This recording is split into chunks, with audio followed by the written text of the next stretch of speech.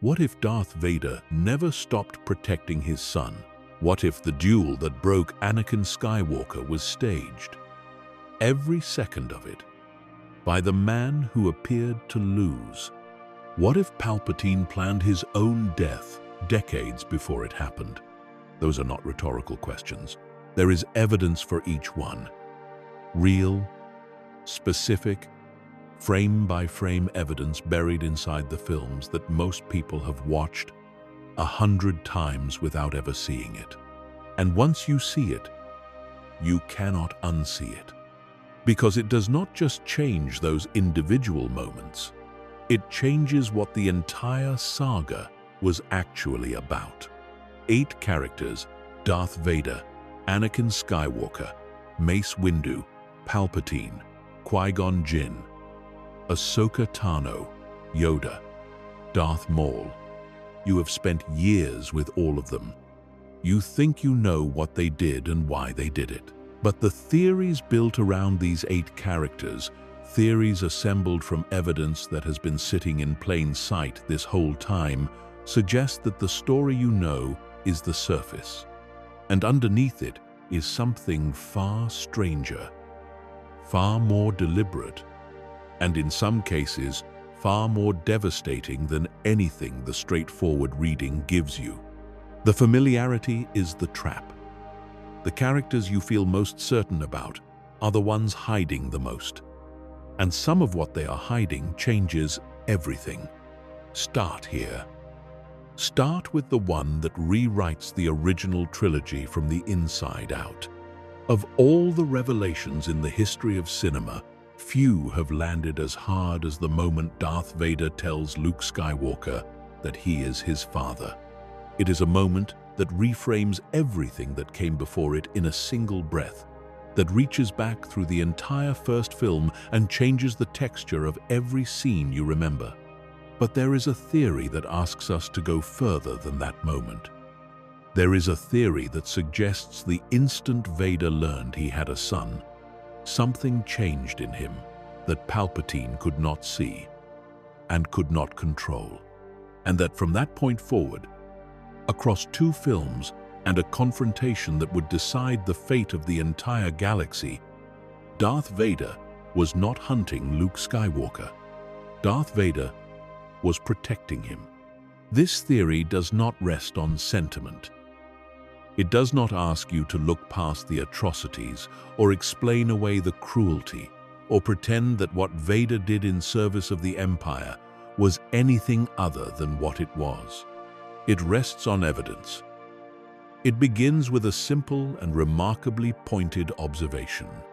Darth Vader, the most feared enforcer in the history of the Galactic Empire, a man who choked admirals for incompetence and authorized the destruction of entire planets without visible hesitation, consistently failed to kill or permanently capture one specific person across a period of years: his own son. And the more closely you examine the moments when Vader had Luke within reach, the harder it becomes to explain those failures as coincidence or as the most expensive string of bad luck in galactic history. Let us begin in The Empire Strikes Back, because that is where the theory finds its strongest and most layered evidence. By the time the events of that film are underway, Vader already knows that Luke Skywalker exists. He discovered it in the immediate aftermath of the Battle of Yavin, after the Death Star was destroyed, after a pilot he could not identify reached out and touched the Force in a way that was unmistakable to a man of his sensitivity. He felt Luke in that trench. He felt something specific and familiar, something that vibrated against the deepest and most buried part of what had once been Anakin Skywalker. And when he learned the boy's name, everything shifted. The knowledge hit him with the force of something long believed dead, suddenly breathing again in the dark. Palpatine knew about Luke too, of course. He saw the boy as a threat that needed to be neutralized, converted, or destroyed. Vader's response to this information was revealing in ways that the theory builds its entire case around. He communicated to his agents that he wanted Luke brought to him, not to the Emperor, to Vader personally. He wanted his son found and brought alive, and brought specifically to him. And then he began setting traps. But look carefully at the trap he sets at Cloud City, because it is the first and most detailed piece of evidence the theory works with. Vader captures Han Solo. He captures Leia. He captures Chewbacca. He uses them as leverage, as bait, as the emotional anchor that he knows will pull Luke across the galaxy toward Bespin, regardless of warnings or Jedi counsel. He arranges a confrontation on terrain he controls, in a city he has taken over, with every advantage on his side. But here is what the theory finds impossible to ignore. That trap was built with an exit. Leia manages to reach Luke through the Force to send him a warning that cuts through hyperspace and distance and finds him in his X-Wing. She can do this because she is Force-sensitive, something Vader knows perfectly well, something a man of his ability could have anticipated and taken steps to prevent if he had wanted to prevent it. He did not prevent it. Luke received the warning. He chose to come anyway, because that is who Luke is. But the channel was open, and the theory argues that Vader left it open deliberately, because a son who came willingly, rather than being dragged, was a different conversation than one who arrived in chains. The duel in the carbon-freezing chamber and the corridors of Cloud City is one of the most studied sequences in all of Star Wars, and for good reason, because it contains layers that casual viewing will miss entirely. The theory asks you to watch that duel not as a dramatic confrontation between a hero and a villain, but as something more specific. Watch what Vader does with a lightsaber in his hand. Watch his footwork. Watch the moments where he could press his advantage and does not. He draws Luke in. He allows Luke to feel like he is being taken seriously, like the fight is closer than it actually is. There is a moment where Vader steps backward, deliberately, into the carbon-freezing pit itself. He descends. He invites Luke to follow. A man trying to kill his opponent does not step into a pit. A man managing a conversation does. The theory holds that Vader spent most of that duel calibrating. He was not trying to defeat Luke the way you defeat someone you want to destroy. He was testing him, measuring him, understanding what the boy was and what he was capable of, because he needed that information before he said what he came to Cloud City to say. And what he came to say was not come with me as a prisoner. What he came to say was the most stunning thing anyone in the galaxy had heard since the Clone Wars ended. Join me. We can end the Emperor together. We can rule as father and son. This is the part of the theory that carries the most weight, because it transforms the entire Cloud City sequence from an ambush into something that looks much more like an offer. Vader reveals the truth of Luke's parentage, not as a psychological weapon to disorient a captive, not as a manipulation designed to break the boy's morale. He reveals it as the foundation of an argument. He is saying, in effect, that there is a reason to survive this encounter, a reason to choose something other than death or capture. He is offering Luke an alliance based not on ideology or power, but on blood, on family, on the one thing he apparently still believed in enough to stake the conversation on. Luke falls. He chooses to drop into the reactor shaft rather than take Vader's hand. And here is where the theory arrives at what it considers its most telling piece of evidence. Vader, standing at the edge of that shaft, watching his son disappear below him, has a choice to make. He is one of the most powerful Force users alive. He can move objects. He can hold beings in place. He has demonstrated the ability to physically restrain people with nothing but his intention. He could have reached down into that shaft with the Force and pulled Luke back before he was gone. He did not. The theory does not believe this was a failure. It believes it was a recognition that the conversation was over for now, that forcing Luke's hand in that moment would accomplish nothing, and that the only way to reach him was to let him go and wait. Return of the Jedi gives the theory its clearest and most emotionally complete expression. When Luke surrenders himself to Vader on the forest moon of Endor, the exchange that follows is not what you would expect between an Emperor's enforcer and a high-value prisoner. Vader meets his son alone. There are no stormtroopers crowding the scene. There is no immediate comm to Palpatine. There is a private conversation between a father and a son.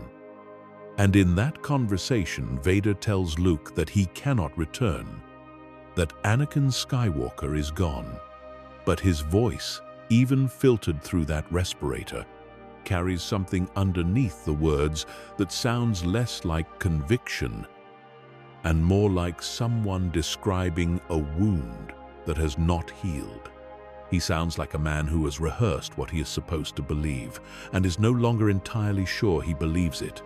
On the Death Star, when Palpatine begins destroying Luke with Force lightning and Vader stands beside him and watches, the theory reaches its culmination. This is the moment that has fascinated fans for decades. Vader has his lightsaber. He has his own Force abilities. He has the full extent of what Darth Vader is capable of, and he stands there and does not immediately intervene. Some have read this as hesitation, as the dark side holding him back until the last possible second. The theory reads it differently. It sees a man who understood that the intervention needed to come from a specific place, not from strategy, not from a calculated decision to betray Palpatine. From the moment Luke called out to him not as a symbol or a prophecy or a threat, but as his father, the theory argues that Vader was waiting for that he needed his son to reach for him before he could reach back, that the buried love required that direction to be activated, and then he saves him. He does not save the Alliance or the galaxy or the rebellion. He saves Luke. He picks his master up with two mechanical hands and throws him into the shaft, absorbing lightning the whole time. And he takes the damage without letting go. And he carries his son to the landing bay, and he asks him to take the mask off so he can see him with his own eyes before the end. Not with sensors, not with instruments, with eyes that had looked at Tatooine's twin suns, and at Padme Amidala, and at a pod racing track, and at a lightsaber training remote, and at every other thing that Anakin Skywalker had ever seen. What makes this theory so difficult to set aside is that it does not ask Vader to have been secretly good. It does not require us to minimize what he did, or to pretend the dark side was not real, or that the suffering he caused was not real. It simply asks us to recognize that a person can be genuinely monstrous and still be protecting one thing, that the dark side can have someone almost completely and still fail to reach the last thing hidden deepest, the thing they tucked away so far from the surface that even they might not have known it was still there. Vader, as the galaxy understood him, was a weapon. Vader, as this theory understands him, was a weapon that, when aimed at his own child, quietly pointed itself elsewhere and waited. That is not a small thing. As, in a saga built on the struggle between what we become and what we never entirely stop being, it might be the most important thing of all. To understand the theory that surrounds Anakin Skywalker, you first have to spend a moment with the prophecy of the Chosen One, because the Jedi's interpretation of that prophecy is the foundation on which everything in the prequel trilogy is built, and also, according to this theory, the lens through which they made their most catastrophic collective error in judgment. The prophecy stated that a Chosen One would come and bring balance to the Force. The Jedi, steeped in thousands of years of institutional certainty, translated that to mean that one of their own would arise and destroy the Sith. That balance was synonymous with the victory of the light side, that it meant peace, that it meant the continuation of the order and the traditions they had spent millennia constructing and protecting. But this theory asks a single question that the Jedi apparently never seriously entertained. What if they were wrong about what balance means? And what if the Force, which has never been a Jedi institution and has never shown particular interest in Jedi interpretations of its will, had something entirely different in mind all along? Anakin Skywalker was born with a midi-chlorian count higher than any recorded in the history of the Order, higher than Master Yoda. The Jedi Council, when Qui-Gon brought the boy before them, struggled to find words adequate to what they were sensing. What they found was not simply exceptional Force sensitivity. What they found was a connection to the living Force so profound, so saturating, that it seemed almost wrong, almost outside the parameters of what a mortal being was supposed to contain. Qui-Gon immediately identified it as the fulfillment of the prophecy.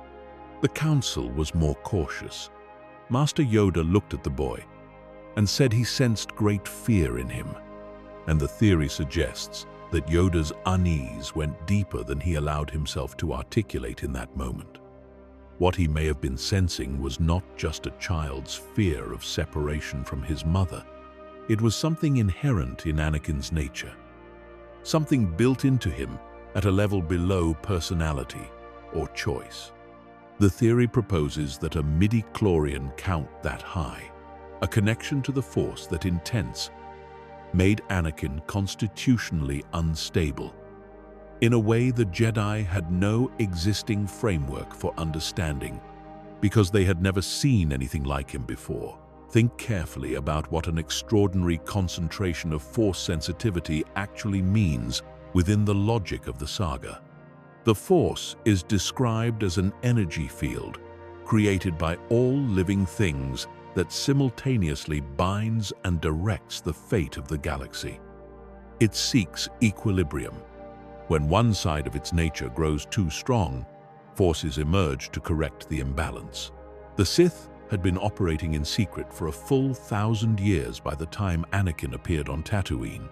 Their power was quietly accumulating, their corruption spreading through the Republic's foundations at every level, their influence poisoning the institutions that were supposed to maintain peace and order. The Jedi, for all their vigilance and their wisdom and their millennia of experience, had not detected it. The rule of two had hidden the Sith from them completely.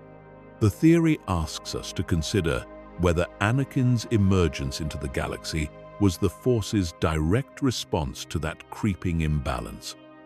Not a gentle or measured response, not a surgical one, a massive, overwhelming one. A correction proportional to the severity of what had gone wrong, because here is the understanding of balance that sits at the center of this theory.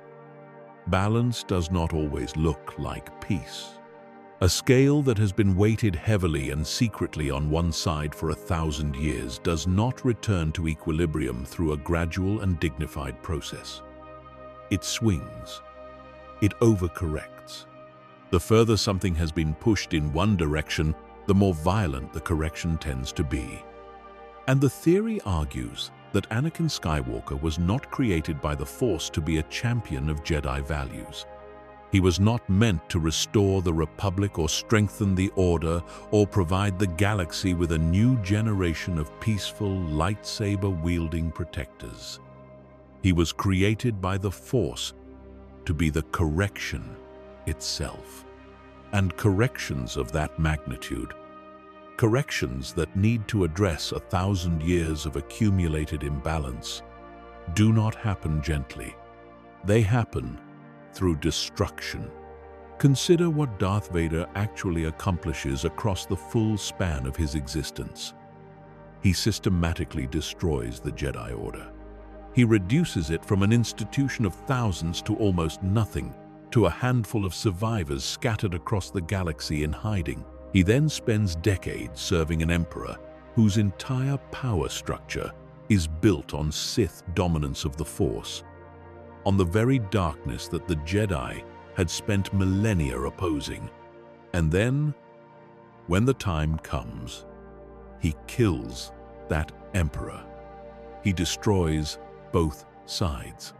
He tears down the Jedi as an institution and eliminates the Sith as a ruling power in a single act in a reactor shaft on a space station.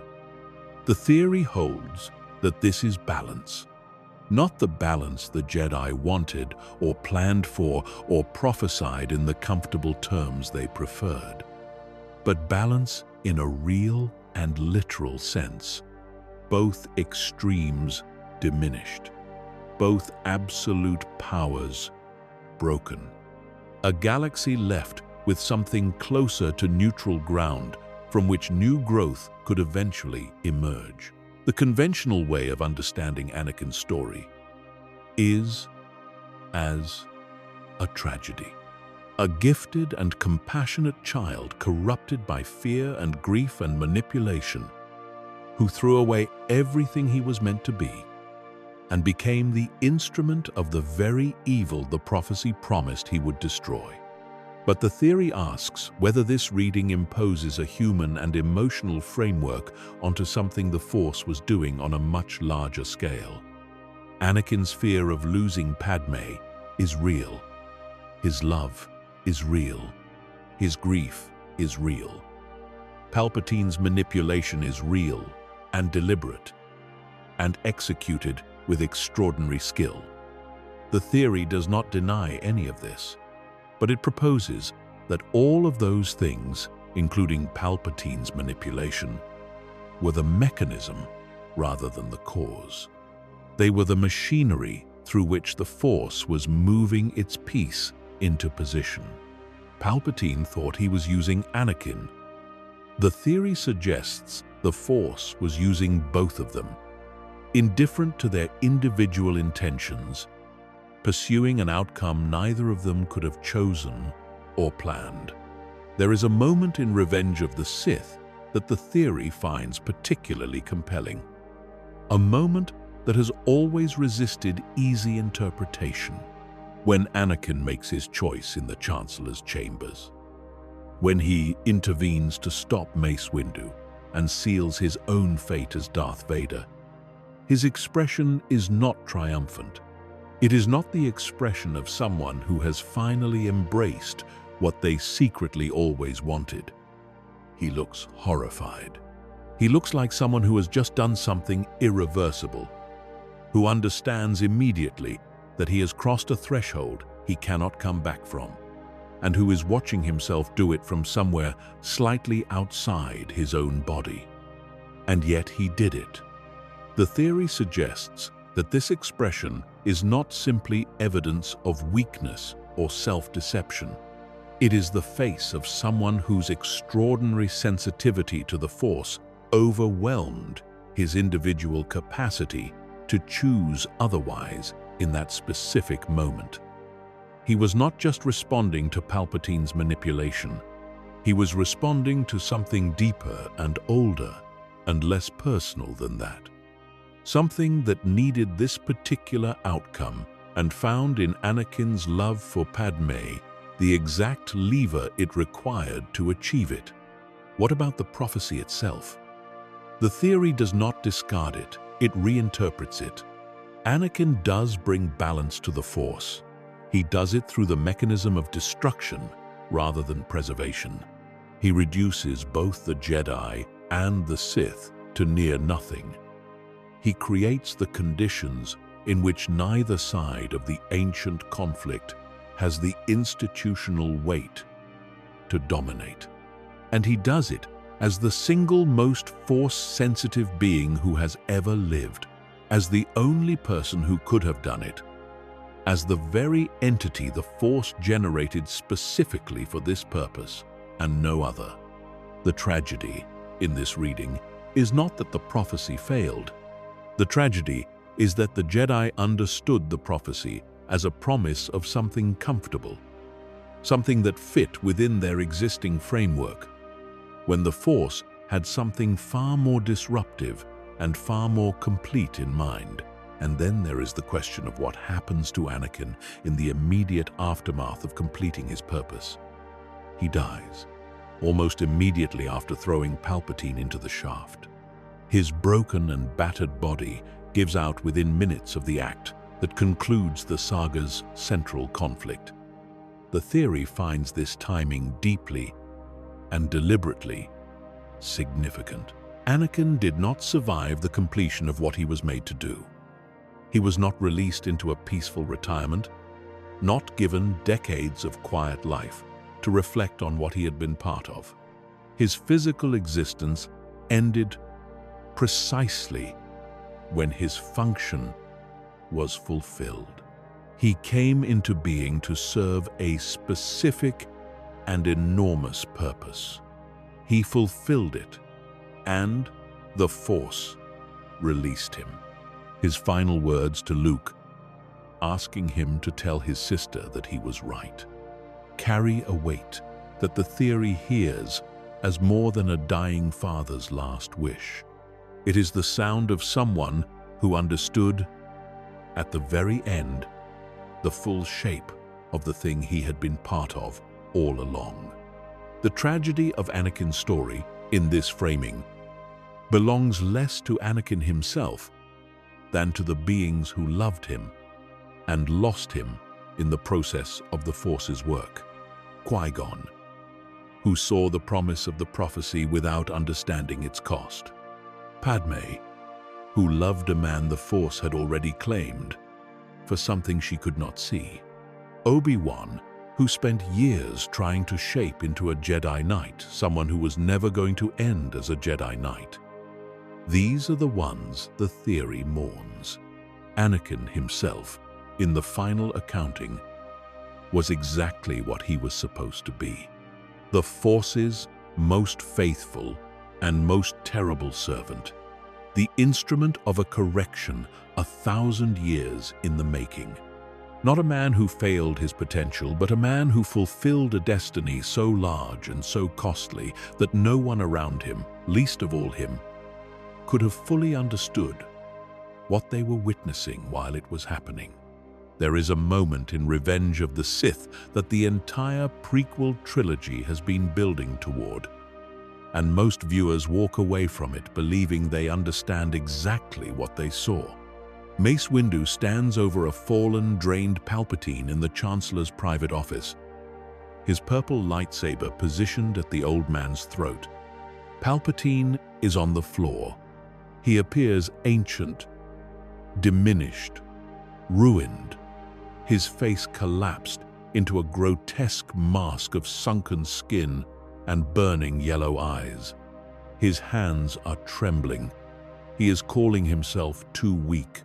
He is telling Anakin that the Jedi are taking over, that he has no power left to defend himself.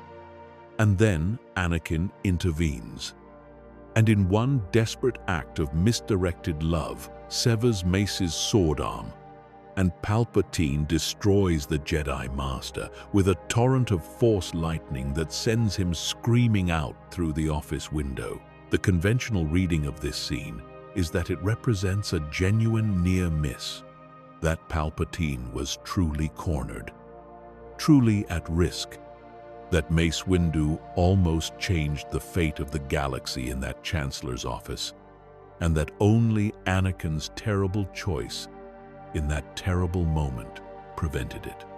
This reading has dominated discussions of Revenge of the Sith for decades because it is the most emotionally coherent interpretation. It frames Anakin's tragedy as a genuine turning point, a moment where the entire saga could have gone differently. But there is a theory that places a single devastating question against that reading. What if Palpatine was never in danger at all? What if every moment of that confrontation, from the first flicker of apparent weakness to the final burst of lightning, was a performance?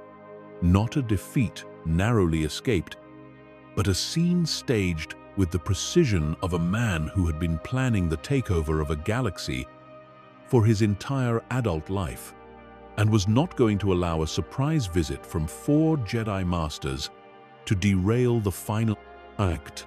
To understand why this theory carries real weight, you have to think seriously about who Palpatine is and what he has demonstrated himself capable of throughout the prequel trilogy.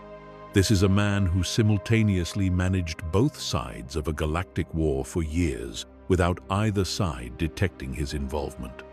He orchestrated the creation of a clone army an entire decade before he would need it, hiding the order for its construction in the name of a dead Jedi, so that when the moment came it would carry the appearance of legitimacy. He manipulated the Senate, the Trade Federation, the Separatist leadership, the Jedi Council, and his own apprentices all at the same time without ever once breaking cover. Everything Palpatine has done in these films has been deliberate, layered, and planned years in advance. The theory simply asks whether it is credible that a man of this particular caliber would be genuinely cornered and nearly executed by 4 Jedi Masters who arrived unannounced at his office. The events leading directly into the duel reward careful attention. Mace Windu arrives with 3 other Jedi Masters to arrest Palpatine. What happens to those 3? Palpatine kills them immediately, within moments. These were not students. These were experienced Jedi Masters, trained warriors with decades of combat experience, and Palpatine dispatches them with a speed and economy of motion that makes it unambiguously clear that he is operating at a level far beyond anything that office scene implies he has available. Then, suddenly, against Mace Windu alone, he begins to struggle. He gets pressed backward. He loses his lightsaber. He ends up on the floor. The transformation is so complete, so rapid, so specific in its direction that the theory argues it cannot be explained as genuine deterioration. The theory argues the contrast is intentional. Palpatine wanted Mace to feel that he had won. He needed Mace's total certainty for what was about to happen to work. Because what was about to happen required a witness. It required Anakin Skywalker to walk through that door and see something very specific. Not a battle, an execution. The difference between those two things matters enormously in the context of everything Palpatine knows about Anakin's psychology. An ongoing battle between 2 powerful Force users is morally ambiguous. It is possible to look at a battle and see competing claims to justice. An execution is different. An execution is one person at the mercy of another. It triggers protective instincts. It triggers doubt. It asks the witness to make an instant judgment about who the victim is. And Palpatine needed Anakin to look at that scene and see a helpless old man being killed by a Jedi who had decided the Chancellor was too dangerous to face a trial. Think about what Anakin carries into that room with him.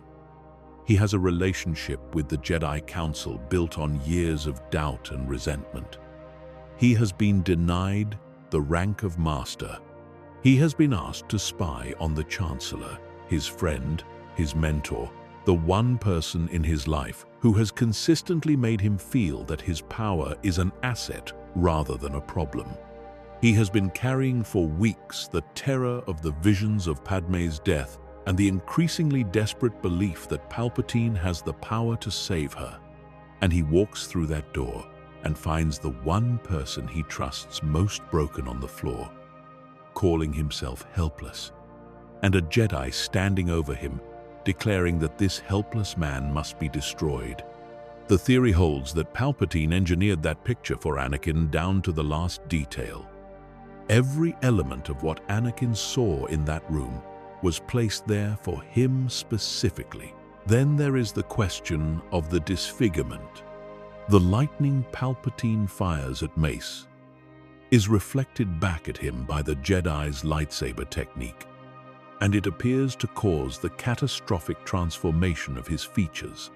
The sunken skin, the destroyed eyes, the ancient and monstrous appearance that Palpatine will wear for the rest of his life.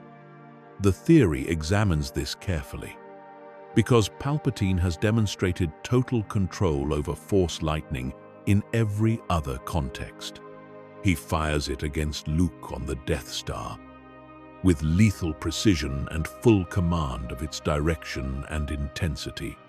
He fires it against the Jedi Masters in the same office with no apparent difficulty.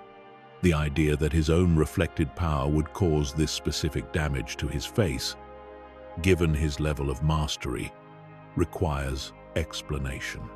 And the theory offers one that fits perfectly with everything else it is arguing. He absorbed less of the reflected energy than he was capable of deflecting.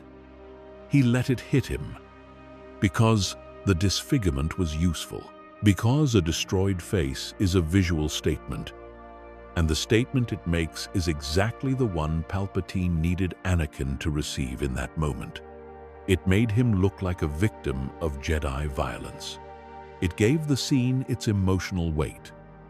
It ensured that Anakin's protective instinct had something visceral and undeniable to react to. And then Mace falls, and the mask drops completely. The frailty, the trembling, the apparent exhaustion, all of it disappears in an instant. Palpatine rises and blasts Mace Windu out of the window with no visible effort. One moment he is a ruined old man barely holding on. The next moment he is the most dangerous being in the room. The transition is not gradual. It does not look like a rally. It looks like a man removing a costume. The theory argues this is exactly what it is. What makes this theory its most unsettling is what it implies about Anakin's agency in what followed. If Palpatine staged the entire confrontation, then the choice Anakin believes he made was not a choice in any meaningful sense. He was not reacting to a real situation. He was responding to a production designed specifically for him, built from a precise understanding of his psychological vulnerabilities, his loyalties, his fears, and his particular brand of love. He did not save an innocent man from an unjust execution. He interrupted an execution that was never going to happen, in a room where the supposed victim was in complete control the entire time.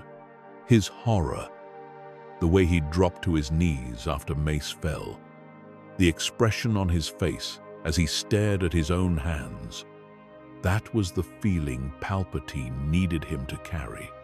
It was the feeling that made the rest of the conversation possible.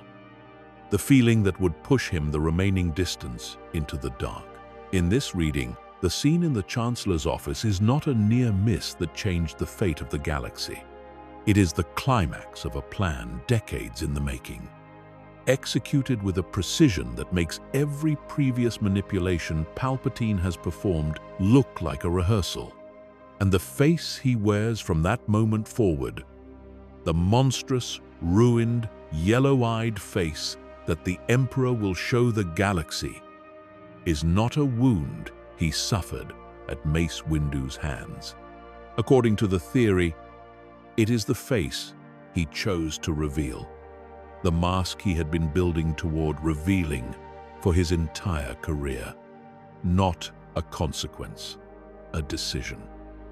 If there is one truth that every layer of the Star Wars saga enforces without exception, it is that Palpatine plans ahead. Not in the way that competent strategists plan, mapping contingencies and fallback positions against known variables. In the way that someone with unlimited patience, unlimited resources, and a complete willingness to sacrifice anyone and anything plans. Decades ahead, across entire generations. He is the only character in the saga who consistently demonstrates the ability to account for outcomes that have not happened yet, to build structures that only reveal their true purpose long after they were first put in place. The clone army, constructed a decade before it was needed. The Senate's emergency powers clause, placed there to be used at exactly the right moment. The contingency orders embedded in every clone trooper before the war even began, activated by a phrase on a day that had been anticipated and prepared for years in advance. All of it built in silence, patient and invisible, waiting. And so the theory about Palpatine's return asks the obvious question that this pattern of behavior demands. Why would a man like that not apply the same principle to his own survival? The theory argues that what appears in the final chapter of the Skywalker saga to be a surprise, a resurrection, a nearly mystical return from apparent death, is in fact the oldest and most characteristically Palpatine thing he has ever done. It argues that the Emperor who fell down the reactor shaft of the second Death Star did not die unexpectedly. He died on a schedule, and somewhere in the architecture of what he had already built long before that fall, in the hidden institutions and the secret fleets and the loyalty networks and the biological programs and the dark side techniques he had spent decades mastering, was everything he needed to continue. To make this theory work, you have to think seriously about what Palpatine was actually doing during the height of the Empire. The conventional understanding is that the Empire was his ultimate achievement, the destination he spent his entire career building toward. 30 years of galactic domination, a military machine of unprecedented scale, absolute political control, a galaxy trembling at the name of Emperor Palpatine. But the theory proposes that the Empire was never the destination. It was a phase, a period of consolidation and resource gathering during which he was building something else, something that required the kind of resources and secrecy and time that only an emperor commanding a galaxy could marshal. The hidden fleet eventually revealed operating in the unknown regions is central to this argument. Those ships were not constructed in the few years between the Battle of Endor and the events that followed. Construction on that scale, in a location that hidden, requiring that level of secrecy and the movement of that many resources, without detection, takes decades. It takes the kind of forward planning that can only be set in motion by someone who is already accounting for the fall of the empire he is simultaneously building. The theory holds that Palpatine began diverting resources, personnel, and research to the unknown regions during the height of his power, not because he expected to lose, but because he had learned from 1,000 years of Sith history that visible empires are inherently fragile, that the only structures that truly last are the ones no one can see. The contingency orders that Imperial commanders followed in the immediate aftermath of Palpatine's death support this. Certain high-ranking officers received instructions that only activated upon confirmed receipt of the Emperor's death. Some of those instructions involved specific retreats to specific hidden locations, Some involved the continuation of specific programs under conditions of total secrecy. The existence of detailed post-death protocols suggests that Palpatine had a comprehensive and structured plan for the period after his apparent end, which raises an obvious question. Why would you write detailed instructions for a period you expect to be dead during, unless you expected to be conscious for some part of that period, or unless you were planning to return to find what those instructions had built? The theory connects this to Palpatine's deepest and most consistent obsession. Throughout the saga, he is the figure most focused on defeating mortality. It is the core of what he offers Anakin in their most intimate conversation. It is the subject of the story of Darth Plagueis that he tells in the Coruscant Opera House, leaning close and speaking quietly, watching Anakin's face as each word lands. He describes a Sith so powerful that he could influence the midi-chlorians themselves to prevent death.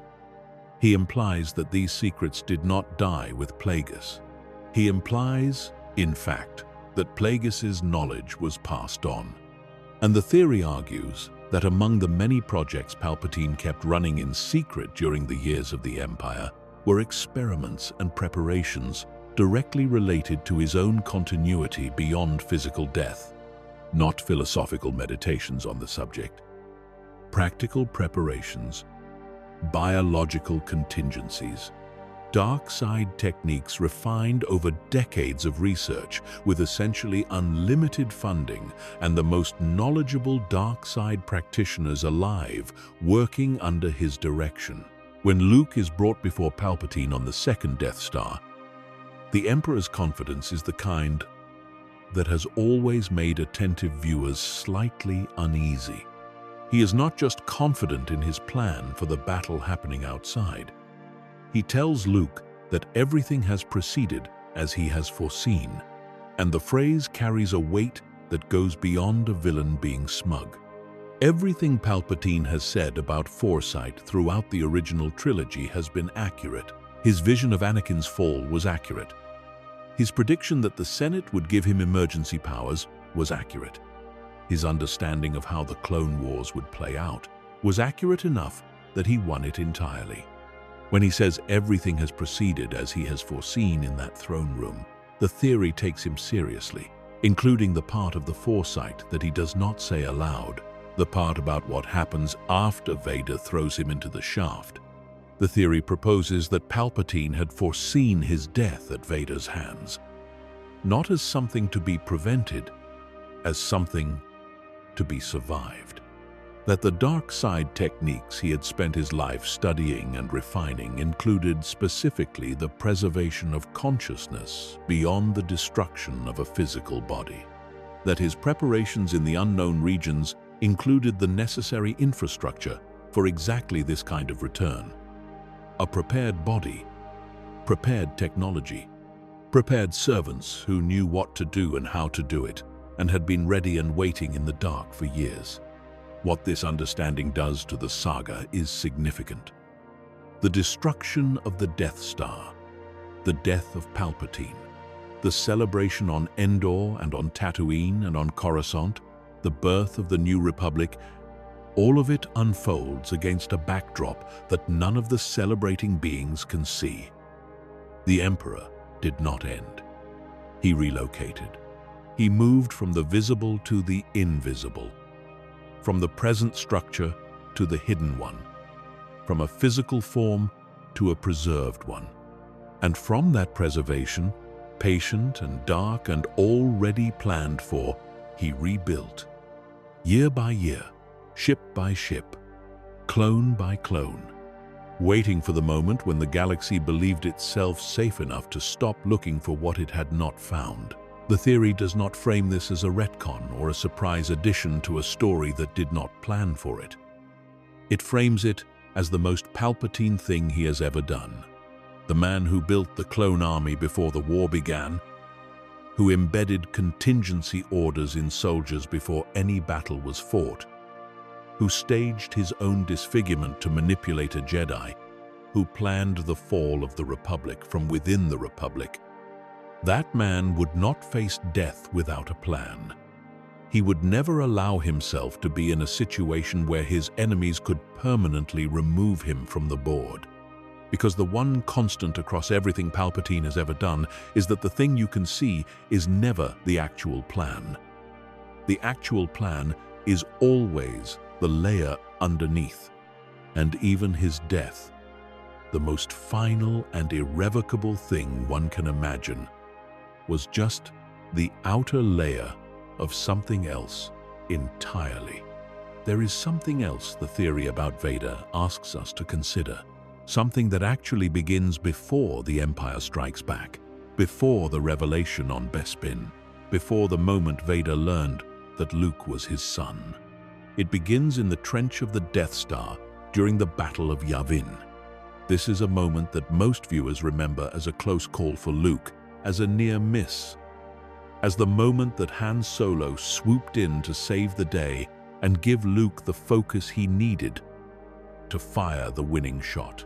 But the theory invites a closer look at what Vader was actually doing in that trench before Han arrived. Vader had Luke in his sights. He was perfectly positioned. He was flying with 2 wingmen, and he had the best targeting instincts of any pilot who had ever lived. He was seconds away from a clean shot, and then his wingmen collided.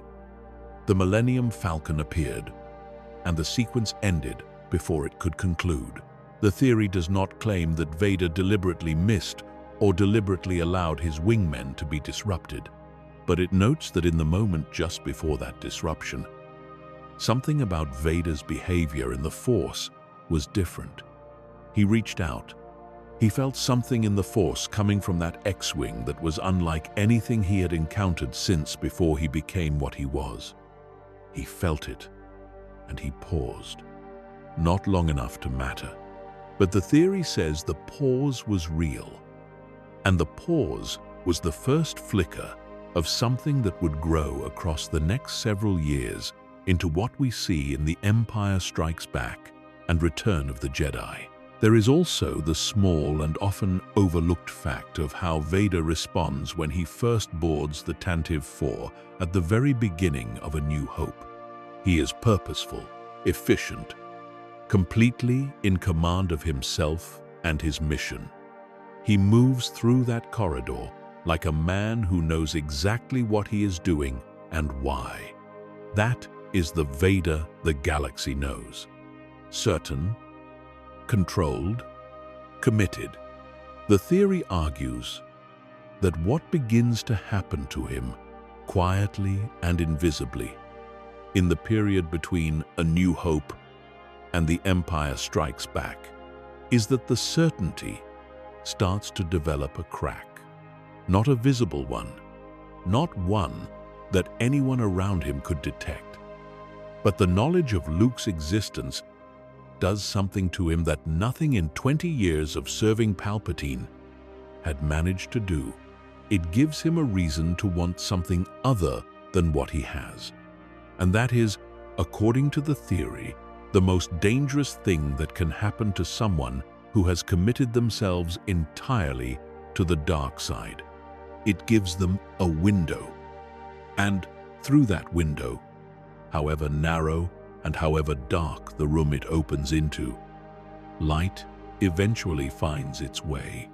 The theory surrounding the Force's design for Anakin gains additional depth when you look at the specific character of the suffering it required him to endure.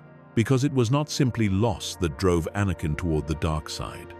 It was the particular nature of loss when it is experienced by someone whose Force sensitivity is powerful enough that the boundary between himself and the people he loves is fundamentally thinner than it is for most beings.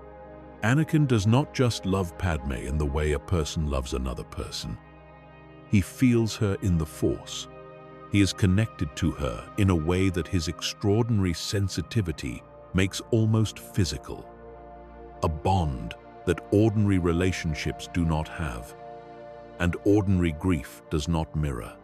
When he begins dreaming of her death, Those dreams are not just nightmares, they are Force visions.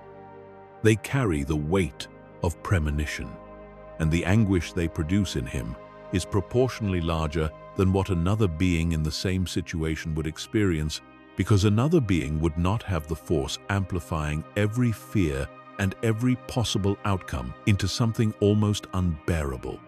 The theory sees this as intentional at the level of the Force's design. It needed a being whose love was this. The theory sees this as intentional at the level of the Force's design.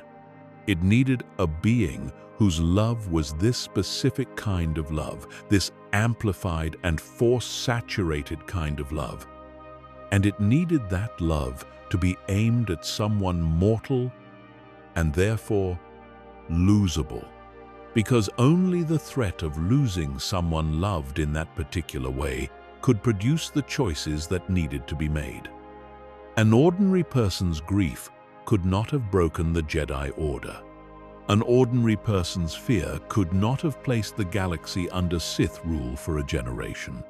It required someone whose inner life was proportional to the Force itself, and whose vulnerability was as profound as his power. Anakin Skywalker was not built for the life the Jedi wanted for him. He was built for the terrible thing the Force needed done, and for the terrible and specific cost of doing it. The theory about Mace Windu and Palpatine's staged defeat gains another layer of significance when you examine what Mace himself brought to that confrontation and why Palpatine chose him specifically as the Jedi to face in that office. Because Mace Windu was not a standard practitioner in his relationship to the Force and to combat. He was the creator and sole true master of a lightsaber form called Varpad, a technique so dangerous that every previous practitioner who had attempted to develop it had fallen to the dark side in the process. Varpad works by channeling the user's own inner darkness, using the practitioner's capacity for aggression and even violence as a fuel source rather than something to be suppressed. Mace did not fall while mastering it, but he walked closer to the edge of the dark side than any other Jedi in the Order. And he knew it, and the Council knew it. And the distinction between his path and the path of a fallen Jedi was thinner than anyone who studied him was entirely comfortable with. Palpatine would have known this. A man who had spent decades studying Force users of all kinds, who understood the dark side at a level of sophistication that the Jedi never approached, would have been acutely aware of what Mace Windu was and what made him different from his fellow council members. And he would have understood the specific properties of Varpad that made it useful to him in that throne room. Because Varpad is a technique that feeds on the opponent's darkness, that draws the practitioner into a circuit with the enemy's power and reflects it back. When Palpatine fired Force lightning at Mace, Mace's Varpad created exactly the feedback loop the technique is known for.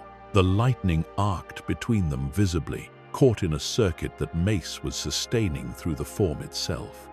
And to Anakin, arriving at the door and seeing this for the first time, it looked precisely like what Palpatine needed it to look like. It looked like a frail old man trapped in the energy of his own power, unable to break free, being consumed by the lightning he had tried to use. Palpatine selected this specific sequence, the theory argues, because Varpad was the only technique that would produce this visual authentically. He needed Mace Windu. He needed that specific form. He built the moment around it. The aftermath of the duel reveals another dimension of Palpatine's precision. The guilt that consumed Anakin in the immediate aftermath of his intervention was not incidental. Palpatine cultivated it. The conversation he had with Anakin in those first moments after Mace fell was one of the most carefully calibrated exchanges in the saga. He named Anakin's guilt immediately, acknowledged it, held it up, and then immediately redirected it. He told Anakin that what he had done was not a sin but a necessity, that the path he had chosen was the only path that could save Padme, that his crime against the Jedi Order had actually opened the door to his greatest purpose.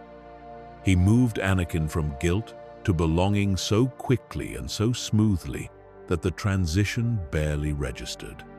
One moment Anakin was kneeling in horror at what he had done. The next he was being given a new name and a new identity and a new reason to exist. Palpatine understood that guilt of that intensity needed to be immediately channeled rather than allowed to sit and reflect, because reflection might produce doubt, and doubt might produce resistance. He gave Anakin no space to reconsider. The staging of the duel was only the first half of the plan. The conversation immediately after was the second half.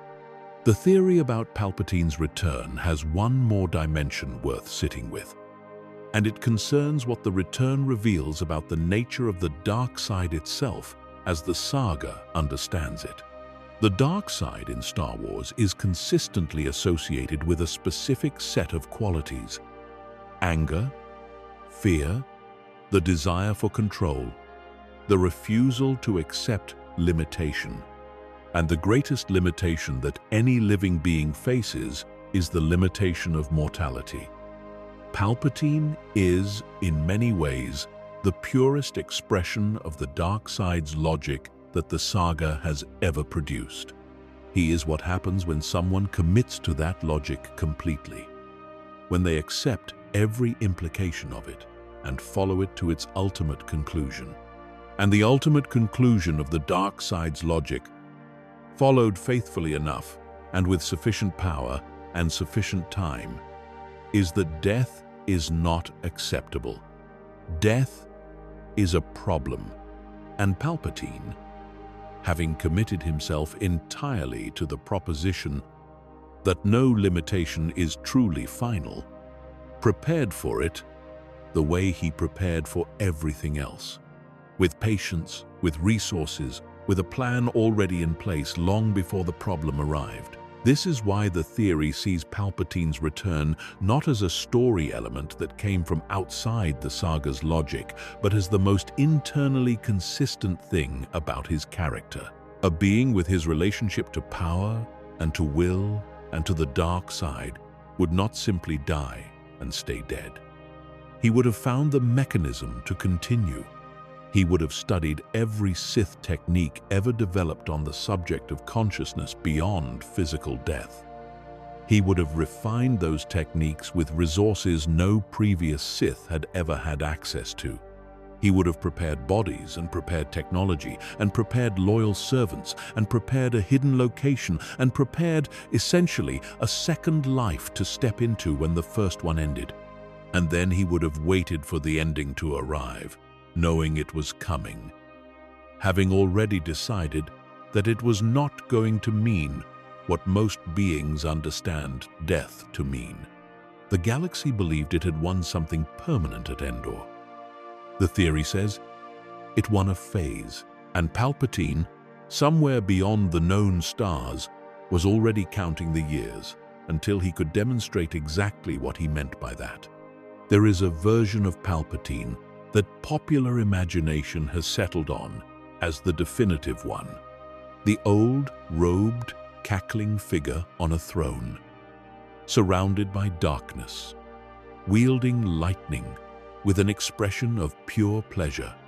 That version is real, but the theory asks us to hold it alongside another version.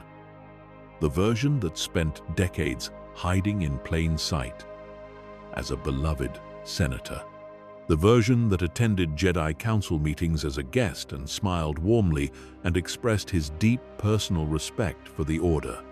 The version that took a young Jedi named Anakin Skywalker to the Coruscant Opera and spoke quietly to him about ancient Sith knowledge over the ambient sounds of a Mon Calamari performance, planting seeds with the precision of a gardener who already knows what the harvest will look like. that version is also real. And both of those versions, the throne and the senator, the lightning and the warm smile, were the same plan at different stages. Which means that the return that the galaxy found so shocking was just another stage of the same plan. The one that began before the Clone Wars and survived the Galactic Civil War and outlasted the New Republic celebrations. The plan that was, from the beginning, not about winning a single battle, but about the impossibility of permanently losing the war. There is a question that the Star Wars saga almost never asks directly, even though it sits at the heart of everything the prequel trilogy is about. The question is not why Anakin fell.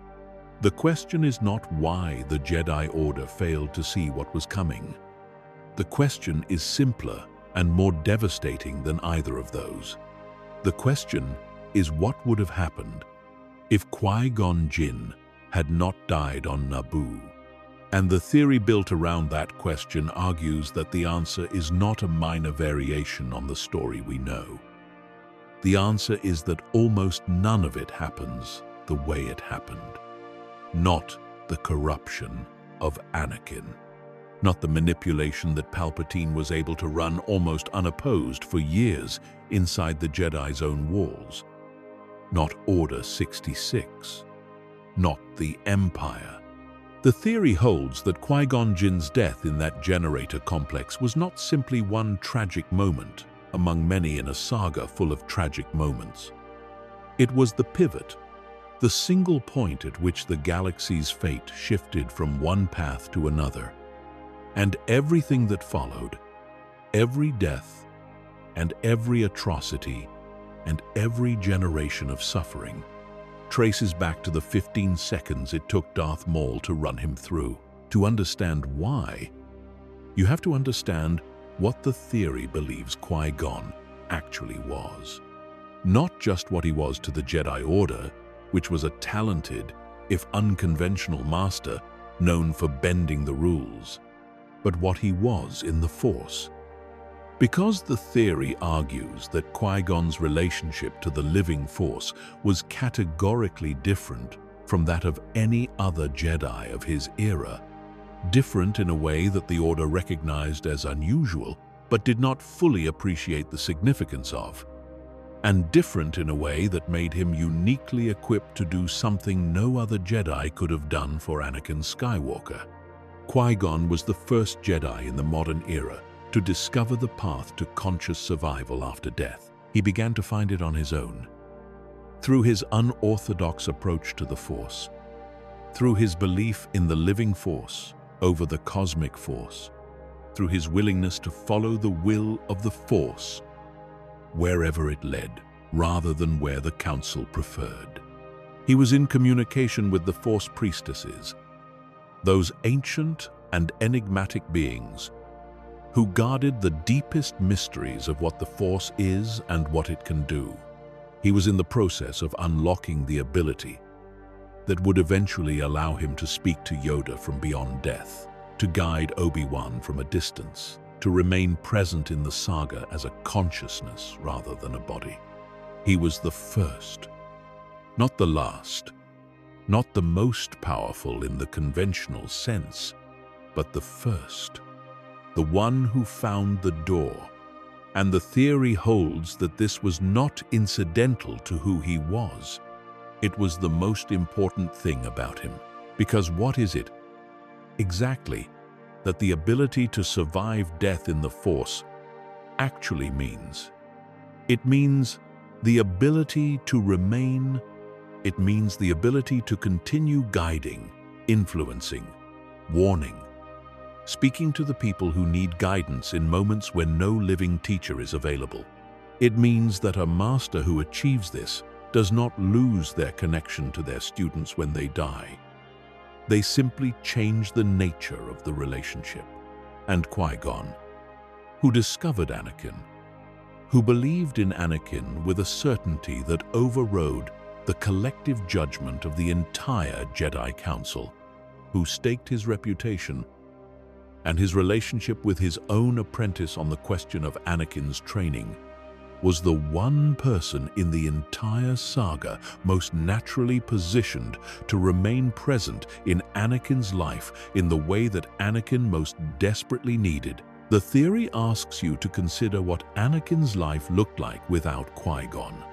He was given to Obi-Wan, a Jedi who was barely a Jedi himself at the time, who had just passed his trials under the most extreme circumstances imaginable, and who approached his new responsibility with a combination of genuine love and institutional rigidity that created exactly the kind of relationship Anakin needed least. Obi-Wan loved Anakin. That is clear and undeniable throughout the saga. But he loved him in a way that was shaped by the Jedi Order's framework, by the rules and the hierarchy, and the sense that attachment was dangerous, and that the correct way to love a student was to discipline them toward the light and trust the code. Anakin needed something different. He needed someone who understood that the Force had placed him in the galaxy for a reason that did not fit neatly within the existing institutional parameters. Someone who would not reach for the rulebook every time Anakin's emotions or his power or his unconventional relationship to the Force created friction. Qui-Gon was that someone. He had spent his entire career operating outside the strict boundaries of what the Council approved of. He had argued with them, defied them, followed the Force's will over their explicit direction, and maintained relationships with beings and traditions that proper Jedi were expected to keep at arm's length. He knew how to hold space for something that did not fit the normal categories. He knew, specifically, how to hold space for Anakin, because he had already demonstrated it in the hours they spent together on Tatooine and on the Naboo cruiser. He did not try to make Anakin smaller. He did not look at the boy's power and his fear and his strangeness and reach immediately for the standardized Jedi framework for managing it. He looked at Anakin and saw what was actually there. And what was actually there was not a discipline problem or a training challenge. It was a being the Force had made for something extraordinary. And that being needed to be accompanied by someone who could recognize that without flinching. The theory argues that Palpatine's corruption of Anakin was possible for one fundamental reason. In the years after Qui-Gon died, Anakin had no one in his life who occupied the specific role that Qui-Gon had already begun to occupy. He had Obi-Wan, who loved him but constrained him. He had the Council, which mistrusted him. He had Padme, who loved him but could not exist publicly with him. And he had Palpatine, who had no competing institutional loyalty, no code to enforce, no requirement to tell Anakin that what he felt was dangerous or wrong. Palpatine simply met him where he was. He listened. He validated. He positioned himself as the one relationship in Anakin's life that had no agenda beyond Anakin himself. And Anakin, who had been separated from his mother at 9 years old and handed to an institution that taught him his most natural feelings were liabilities, responded to that unconditional presence the way a person who has been thirsty long enough responds to water. Qui-Gon would not have allowed that vacuum to form. This is the core of the theory's claim. Not that Qui-Gon would have defeated Palpatine in some direct confrontation. Not that he would have seen through the Chancellor's disguise while everyone else was fooled, though given his sensitivity to the living Force and his willingness to trust what he felt over what the Council preferred to believe. That is not impossible, but that his primary contribution would have been the absence of the absence. The emptiness in Anakin's life that Palpatine moved into would not have been there because Qui-Gon who had no interest in making Anakin conform to what the Council expected, who had already begun to show the boy a version of Jedi guidance that made room for his full humanity rather than requiring him to suppress it, would have been the presence that the manipulation could not displace. You cannot fill a space that is already full, and if Qui-Gon had lived, the space was already full. There is one more dimension to this theory that gives it its full emotional weight. Qui-Gon, had he lived and completed his path through the Force priestesses and achieved conscious immortality, would have been able to continue guiding Anakin even beyond whatever happened to his physical body. He would have been the voice in Anakin's ear in the dark moments. He would have been the presence Anakin could reach for when the fear was loudest. Instead, it was Obi-Wan who learned to persist in the Force after death. And Obi-Wan spent most of that persistence guiding Luke. The guidance Anakin needed during his years as Darth Vader had no one to provide it. The theory sits with that absence and recognizes what it cost. Not one life, not two, but a generation. The galaxy paid for those 15 seconds in a generator complex on Naboo for the next 23 years and beyond. Qui-Gon Jinn's death was not a tragedy inside the story. It was the story. Everything else grew from that wound. The specific texture of what Qui-Gon believed about the Force is worth dwelling on, because it was not simply a philosophical eccentricity or the contrarianism of a Jedi who enjoyed arguing with his council. It was a coherent and deeply held understanding of the Force that was actually more accurate in its fundamentals than the understanding the Council operated from. The Jedi Order as an institution had, over centuries of codification and tradition building, developed a relationship with the Force that was more managerial than mystical. They had rules for what the Force was and how it worked, and what was and was not permitted in one's engagement with it. They had the code, they had the hierarchy, they had the tendency, which Yoda himself exhibited despite his extraordinary sensitivity, to treat the will of the Force as something that needed to be interpreted through the existing institutional framework, rather than simply listened to and followed wherever it led. Qui-Gon did not operate that way. He followed the living Force first. The living Force, as he understood it and as the Force priestesses would eventually confirm, is the immediate and present dimension of the Force, the one that speaks through instinct and through the felt weight of a moment, the one that is concerned with what is happening now rather than what the grand pattern of the cosmic force might suggest about the eventual shape of destiny. Qui-Gon trusted that voice above the Council's protocols. He trusted it when it told him that the boy on Tatooine was the one he had been looking for. He trusted it when it told him that the right path and the Council-approved path were not always the same thing.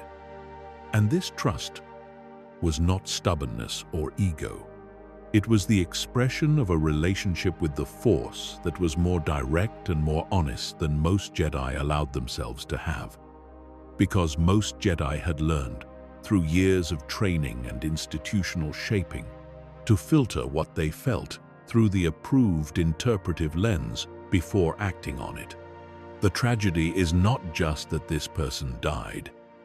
It is that what died with him was a way of relating to the Force that the Jedi Order desperately needed and did not know it needed. The Council's approach to Anakin was immediate and predictable. Sense the fear, consult the code, note the attachment risk, recommend against training. Qui-Gon's approach to Anakin was the opposite of that.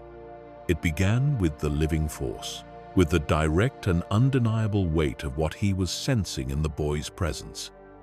And it followed that weight to its conclusion, regardless of what the approved framework said about it. He was not wrong. He was right. He was right about Anakin in every way that mattered in the long run.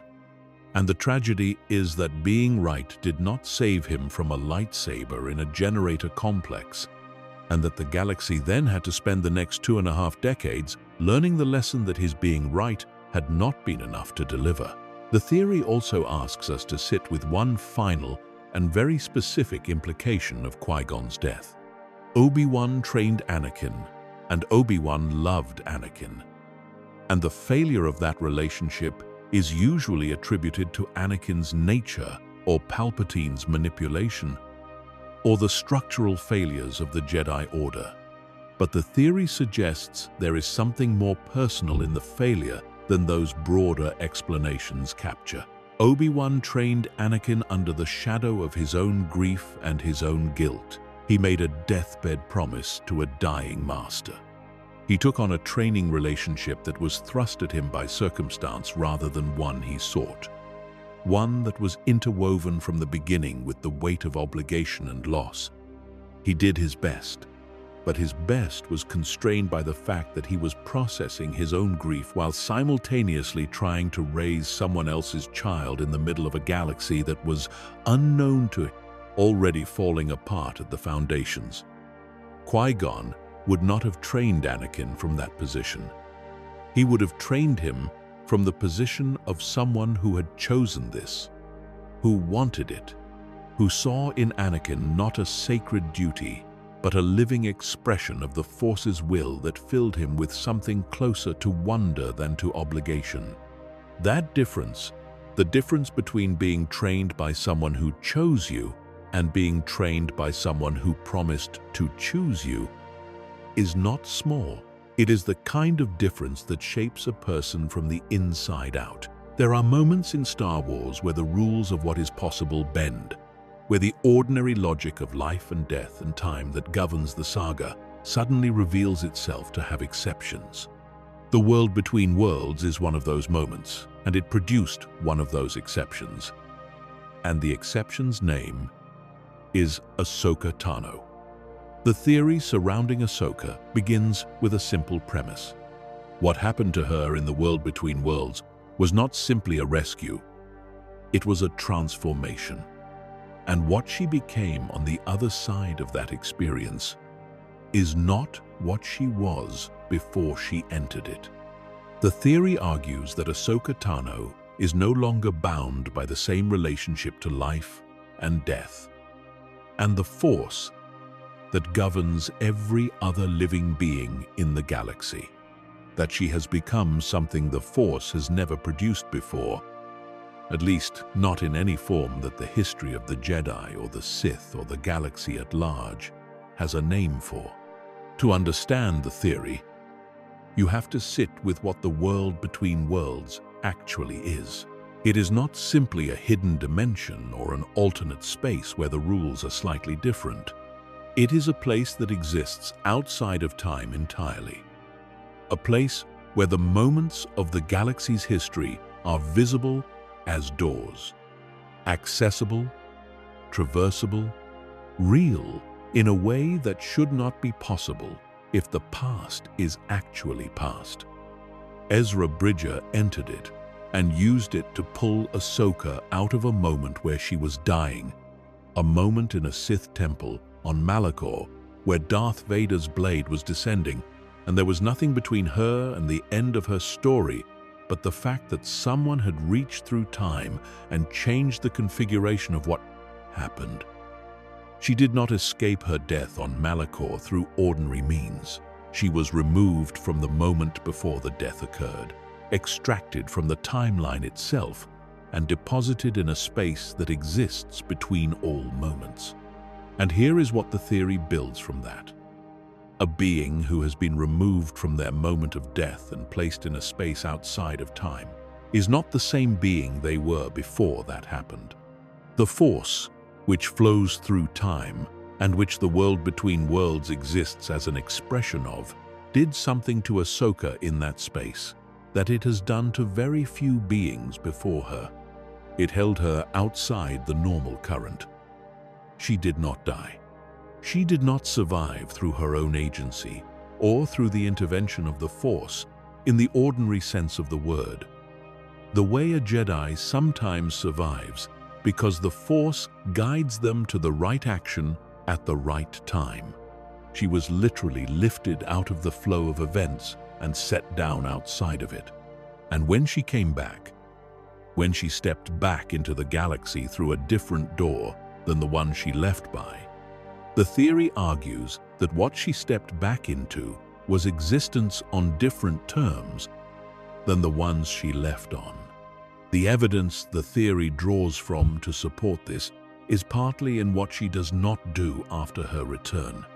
Ahsoka does not return to the rebellion immediately. Even though the people she loves are fighting the Empire and dying in that fight, she disappears. She operates in a way that is fundamentally different from her previous approach to the galaxy. More distant, more patient, more willing to let time pass in ways that the Ahsoka who trained under Anakin Skywalker would not have been. The woman who returned from Malachor by way of the world between worlds seems to carry something in her that is harder to read than grief or exhaustion. She seems to carry the knowledge of having stood outside of time and looked at it from there. The theory suggests this is not a metaphor. It is a literal description of what happened to her and what it left her with. Then there is the matter of what the world between worlds itself appears to be in the Force's architecture. It is not a Sith creation, and it is not a Jedi creation. It is something older, something woven into the structure of the Force itself, a space that exists because the Force holds all moments simultaneously, and certain beings, at certain extreme junctures, become visible to that simultaneity. The fact that Ahsoka was pulled into that space is significant in itself. Not every being who is about to die gets extracted. The world between worlds did not become a rescue mechanism for everyone the galaxy has ever lost. It was used in this specific instance for this specific person at this specific moment. The theory asks why. What made Ahsoka the one who was extracted rather than someone else? And its answer is that the Force needed her to continue in a way and for purposes that her ordinary death would have foreclosed. The theory connects this to what Ahsoka becomes in the years that follow. She is referred to, and eventually refers to herself, as no longer a Jedi. She walks a path that does not have an institutional name. She carries white lightsabers, a color that no Jedi tradition associates with the standard alignment of light side commitment. White is the color of something that has passed through purification so complete that ordinary categories no longer fully apply. She is not a gray Jedi in the traditional philosophical sense. She is something more specific and more strange than that. She is a being who has stood between moments of time and returned, who has seen the world between worlds and come back to the ordinary world, carrying whatever one carries from a place like that. What the theory ultimately argues is that Ahsoka Tano's relationship to death has been fundamentally altered by what happened to her. Not in the way that Force ghosts alter a Jedi's relationship to death. Not in the way that Qui-Gon's path alters it, by allowing conscious survival as a disembodied presence, but in a more fundamental and less categorizable way. She was removed from her death, and she came back, and the Force let it happen and did not correct it. She exists as evidence that the Force is willing, in certain extreme and specific circumstances, to make an exception to the rules that govern how mortal beings move through time. And if you are the exception, if you are the being for whom the Force made that exception, then the relationship you have to your own mortality is not the same relationship that anyone around you has to theirs. The theory does not claim she cannot die. It claims she cannot die the way she was supposed to die. The moment appointed for her on Malachor was erased. What replaces it, when it comes, will be something else. Something the galaxy has not seen before. Something that fits a being who already lived through the moment that should have been her last, stepped outside of time itself, and came back. There is a connection the theory draws between Ahsoka's experience and something that happened on Mortis, the mysterious Force realm that Anakin and Obi-Wan and Ahsoka herself were pulled into during the Clone Wars. On Mortis, Ahsoka died. She was killed by the Son, the embodiment of the dark side among the Father's 3 children, and she remained dead until the daughter, the embodiment of the light side, sacrificed her own remaining life force to restore Ahsoka through Anakin. She died, and she came back. The world between worlds was not the first time Ahsoka Tano was removed from the natural consequence of her death. It was the second. And the theory finds this pattern, this repetition of the same impossible exception, deeply significant. Not every being dies once and comes back once. Most beings die once and stay dead. Ahsoka has now defied the permanent nature of death on 2 separate occasions, through 2 different mechanisms, both of which involve the Force intervening in a way that simply does not happen for most beings. The theory sees this not as a coincidence or a narrative convenience, but as evidence of something the Force understands about Ahsoka that the rest of the galaxy has not been told. Her white lightsabers carry additional weight in this context. The crystals of Jedi lightsabers are attuned to their wielders through a process called making the Kyber crystal bleed, or in the case of dark side users, through the imposition of the wielder's pain and rage onto the crystal until it resonates with that energy. Ahsoka obtained her white crystals by purifying lightsabers that had belonged to a dark side inquisitor, by cleansing them of the dark side's imprint and restoring them to a neutral state. A neutral Kyber crystal runs white. It does not belong to either side of the Force's fundamental polarity. It has passed through alignment and been released from it. The theory reads her white blades not just as a visual symbol of her rejection of Jedi and Sith institutional affiliations, but as an accurate representation of what she has become in the Force. Something that has passed through the experience of death twice and the world between worlds once, and has come out on the other side of all of it in a state that ordinary categories, light side, dark side, Jedi, not Jedi, simply do not fully contain. There is also the matter of how time works differently for her than for the beings around her. She appears in the epilogue of the Rebellion era's story, looking barely older than she did decades before. She operates on timescales that feel different from the urgency that drives most of the people she encounters. She is patient in a way that goes beyond personality, in a way that feels more like someone who has a different relationship to how time passes than as someone who simply has a calm temperament. The theory does not claim she is immortal in a simple physical sense. It claims something more precise. It claims that the Force has already demonstrated twice that it is not ready to release her from the world, and a being for whom that demonstration has been made twice, who has been brought back by the Force's own intervention on 2 separate occasions, is perhaps entitled to a certain serenity about what their future holds. She has already lived past the end of her story twice. Whatever comes next is genuinely uncharted territory, not just for her, but for what the Force has ever allowed a mortal being, to become. There is something else the Ahsoka theory asks us to hold, and it is the simplest and perhaps the most important element of the whole argument. Ahsoka has been through more than almost any other character in the saga. She was taken as a youngling. She was trained by Anakin Skywalker and then watched him become Darth Vader. She was falsely accused of murder and expelled from the Jedi Order, and then the Order fell before she could be fully reinstated. She survived Order 66.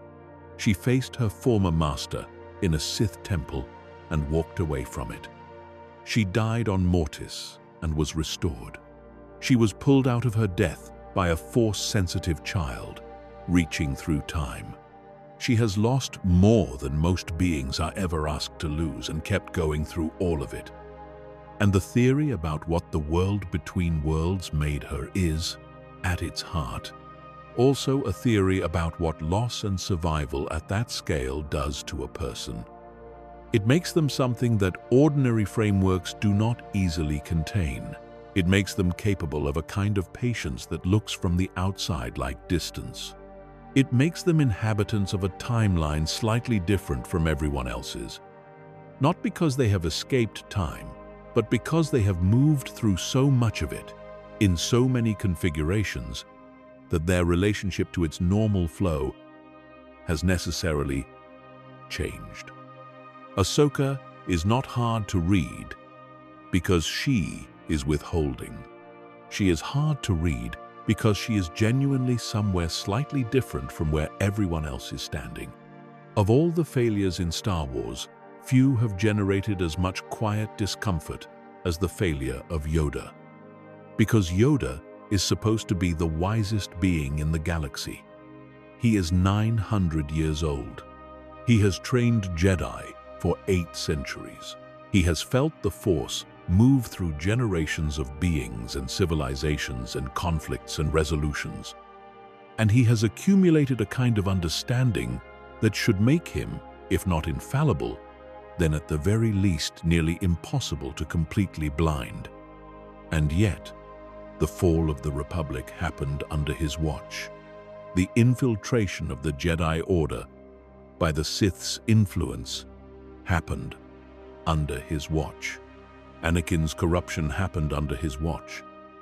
Order 66 happened under his watch.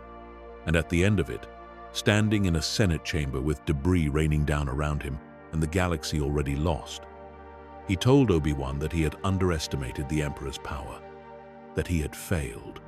And then he went to Dagobah and lived in a swamp for 20 years and waited for Luke Skywalker to find him. The theory about Yoda does not dispute that he failed. It argues something more uncomfortable than failure.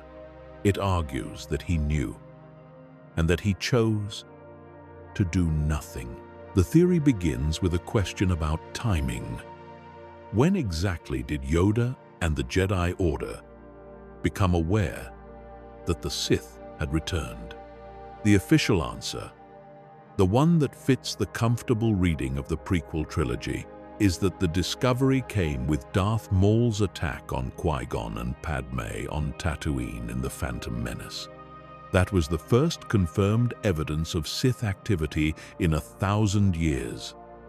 The Council's response in that film is one of cautious alarm. They acknowledge the Sith are real. They take the threat seriously. They declare that if a Sith is operating openly, there must be a master behind the apprentice, somewhere, hidden. And then they proceed with admirable institutional calm for the next decade. While that master operates in their Senate, attends their briefings, and manipulates their most powerful student into the dark side. But the theory pushes behind that official timeline and asks whether it is possible, given everything we understand about Yoda's abilities and his 9 centuries of accumulated wisdom, that the first moment he sensed something wrong with the dark side in the galaxy was the moment Maul attacked on Tatooine. Because Yoda can feel disturbances in the Force.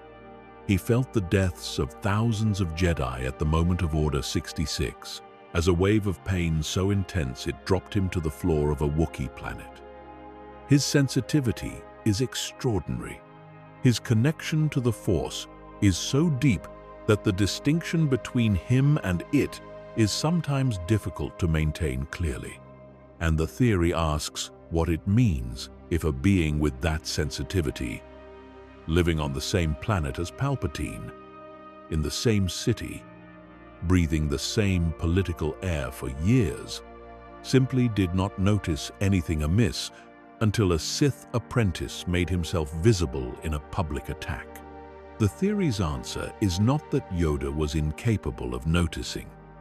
It is that he noticed and did not know what to do with what he noticed. The dark side had been growing in the Force for years before the events of the Phantom Menace.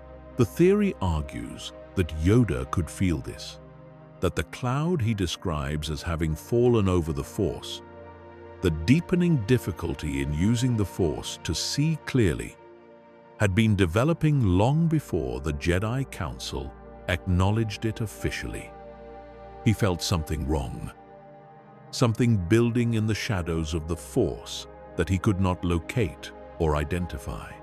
And faced with that formless wrongness, faced with a disturbance that had no visible source and no clear target, Yoda made the choice that centuries of institutional leadership had trained him to make.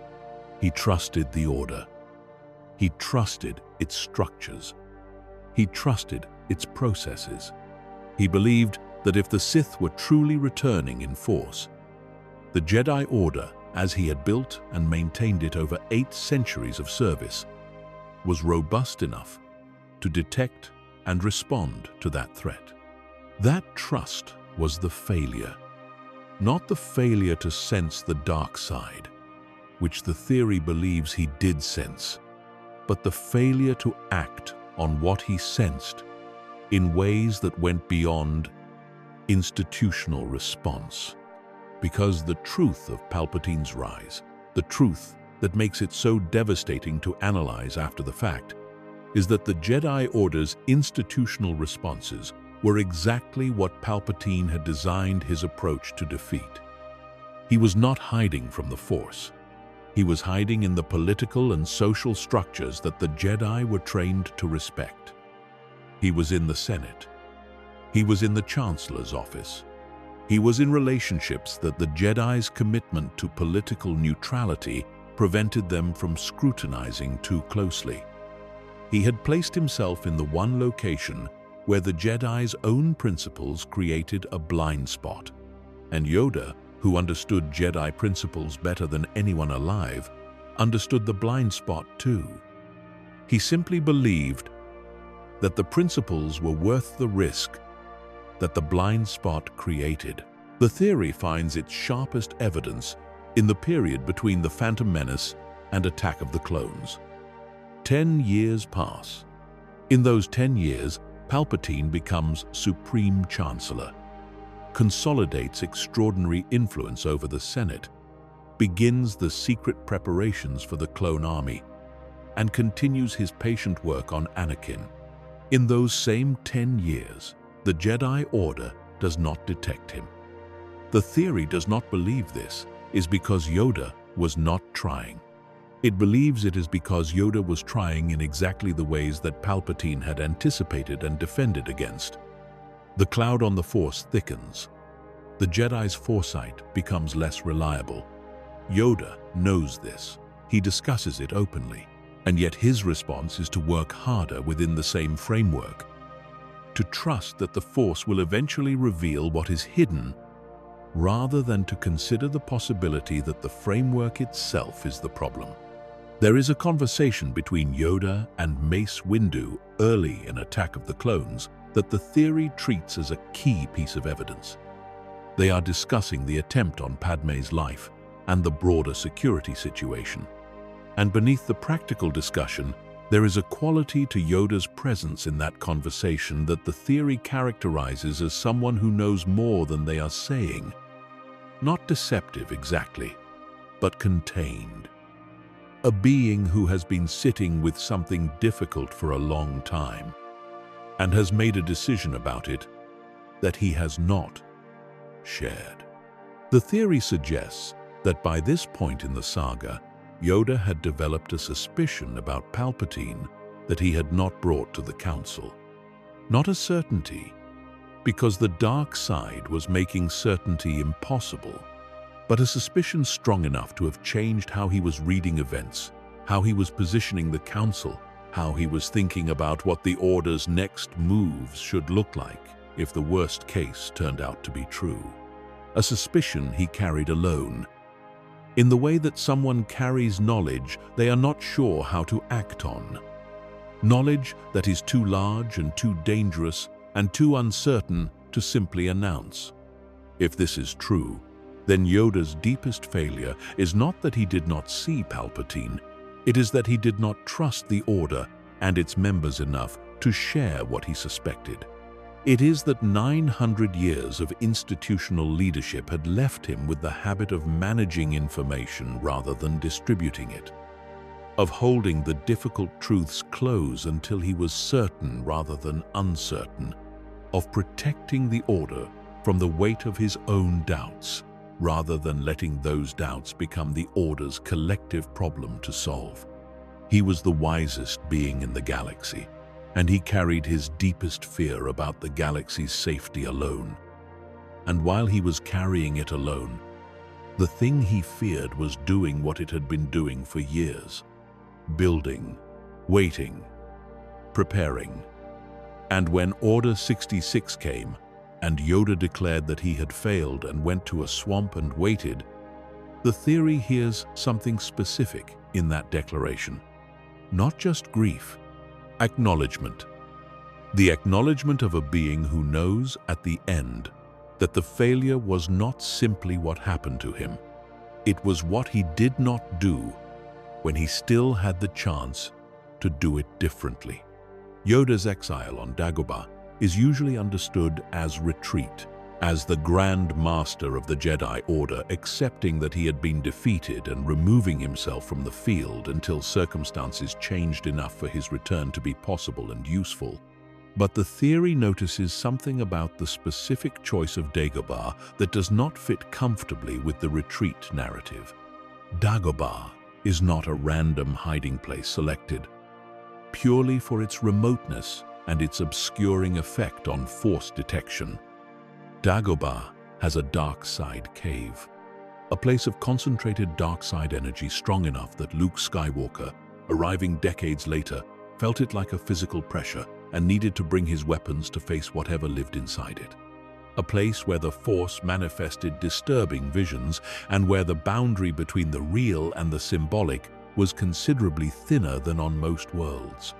A place that, in other words, the most powerful Force-sensitive being alive should have had very good reasons to avoid if he was simply looking for somewhere quiet and undetectable to wait out the Empire. Yoda chose to live beside that dark side cave for 20 years.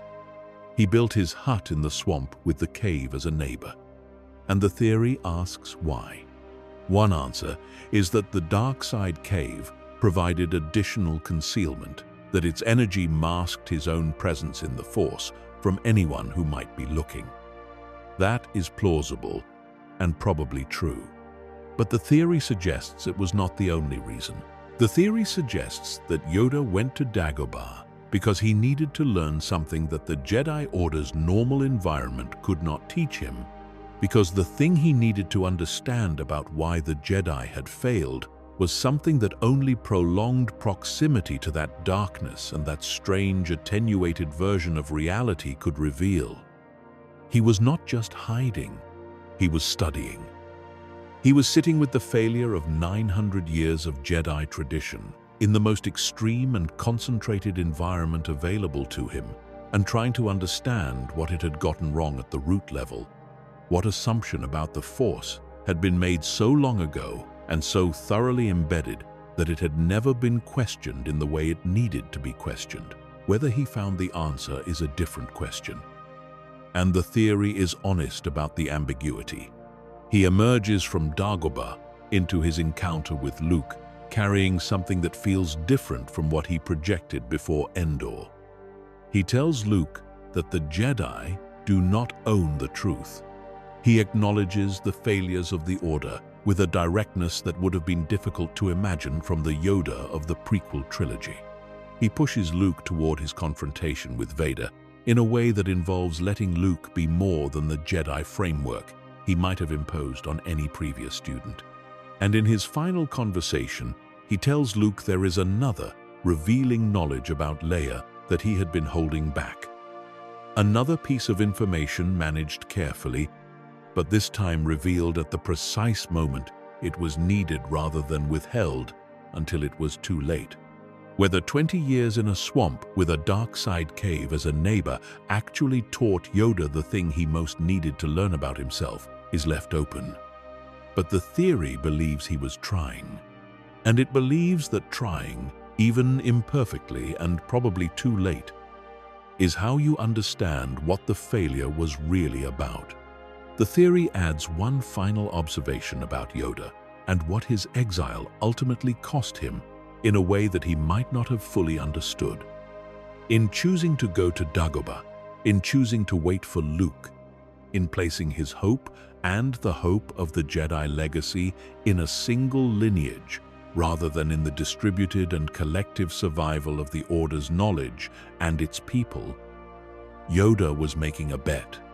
He was betting that one person, shaped and guided correctly over the right years, would be enough to do what needed to be done.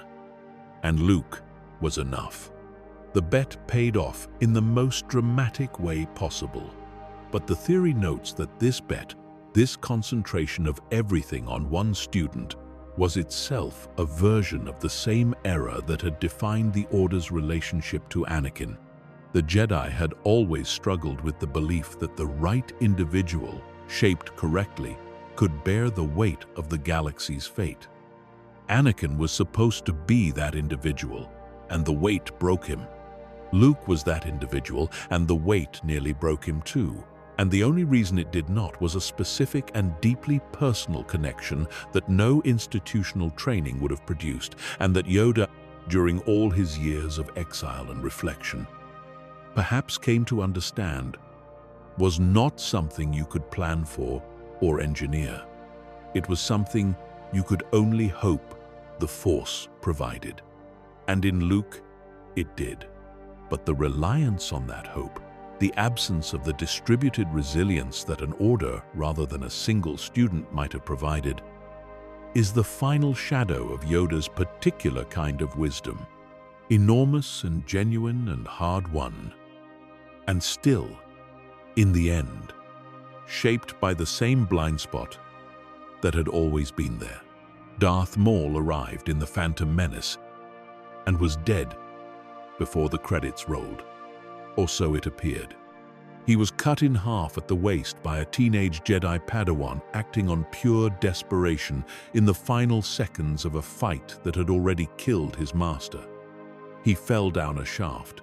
The evidence of his death was about as conclusive as evidence gets, and yet he came back, held together in the years between his defeat and his return by madness and dark-side rage and the kind of sheer irrational refusal to die that has no technical explanation but sits in some category adjacent to will. The conventional understanding of Maul's survival is presented as a testament to how much the dark side sustained him, how much hatred can substitute for a physical body's basic requirements if the alternative is the acknowledgement of defeat. But the theory about Darth Maul asks a different question. What if Maul's survival was not entirely his own achievement? What if Darth Sidious allowed it? This is a theory that requires you to think carefully about what kind of being Sidious actually is and what his relationship to his own apprentices looks like when you study it closely rather than at the surface level. Sidious is not someone who simply uses people and discards them. He is more sophisticated than that. He uses people in ways that generate multiple forms of value simultaneously, value he gets from them when they are functioning as intended, and value he extracts from their failures and their absence and even their supposed deaths. Maul was trained from early childhood by Sidious as a weapon, a pure instrument of Sith violence with no goal beyond the execution of his master's will. He was shaped by Sidious into exactly what Sidious needed him to be at the time he needed it. And then he was deployed against the Jedi on Naboo, and he killed Qui-Gon Jinn. And he was cut in half by Obi-Wan Kenobi, and he fell. The theory asks whether Sidious saw that fall coming, because Sidious sees almost everything coming. His tactical foresight is one of the defining features of his character across the entire saga. He anticipated the Clone Wars. He anticipated Anakin's vulnerabilities. He anticipated the Senate's psychology. He designed contingency after contingency into every plan he made. Is it credible, the theory asks, that a man of this particular genius deployed his primary weapon against multiple Jedi Masters and simply did not account for the possibility that the weapon might not survive the engagement? Or is it more consistent with everything we know about Sidious to assume that he had already thought about what a surviving Maul, a broken and maddened Maul, a Maul consumed by obsession with the Jedi who defeated him, would be worth to him as a piece on the board in subsequent years? A surviving Maul is useful in ways that a dead Maul is not. A dead Maul is simply gone. A surviving Maul, believed dead by the Jedi, operating in the shadows, maintaining connections to criminal networks and former power bases, is a wild card. He is a variable that Sidious can use without using. An independent source of chaos in a galaxy that Sidious was trying to keep at a precise level of controllable instability. Maul would pursue his own agendas, yes, but Maul's agendas, driven as they were by his obsession with Obi-Wan Kenobi and his rage at his abandonment by Sidious, were agendas that created disruption without direction. And disruption without direction is, in the hands of someone with Sidious's talent for exploiting it, a resource. The theory does not claim that Sidious engineered Maul's survival in a technical sense. It does not suggest that he secretly kept Maul alive through the Force or arranged for someone to recover him from whatever garbage heap on Lotho Minor he ended up on. What it claims is simpler and in some ways more chilling. It claims that when Sidious felt Maul's continued presence in the Force in the years after Naboo, he made a decision. He decided not to retrieve him, not to restore him, not to bring him back to full functionality as an apprentice, because he had already replaced him with Dooku, and Maul's full restoration would create a complication he did not need. But he also decided not to go to Lotho Minor and finish the job. He left Maul in his madness and his wreckage and his survival because a mad, broken Maul wandering the galaxy's edges was not a threat to Sidious's plans. He was just noise, and occasionally, noise is useful. What happened when Savage Opress found Maul and Mother Talzin restored him tells the theory everything it needs to know about how Sidious understood the situation. He did not respond with urgency. He did not respond as if a dangerous secret had escaped confinement. He waited. He observed. He watched Maul build the Shadow Collective and carve out a position on Mandalore. And then, when the timing was right, when Maul's independent activities had reached a scale that made them relevant to the broader game Sidious was playing, he went to Mandalore himself. He did not send an apprentice. He went personally. He killed Savage in front of Maul. And then, instead of killing Maul, he told him he had other uses for him. He kept him alive and captured and conscious. because a Maul, who understood exactly how completely he was in Sidious's power, was a more useful tool in that moment than a dead one. The theory argues that this pattern of Sidious allowing Maul to survive, and then arriving at exactly the moment that survival had become interesting to him, is not incidental. It is consistent. It is what Sidious does.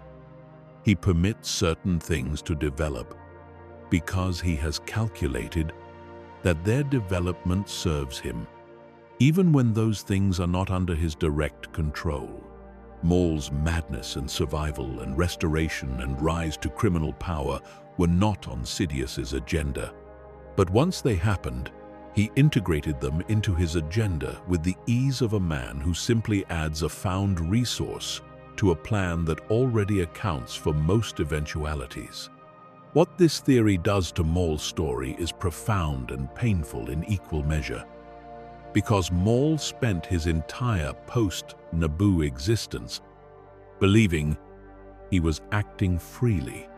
His obsession with Obi-Wan Kenobi, the organizing principle of his entire existence after his restoration, felt to him like the most personal and autonomous thing he had.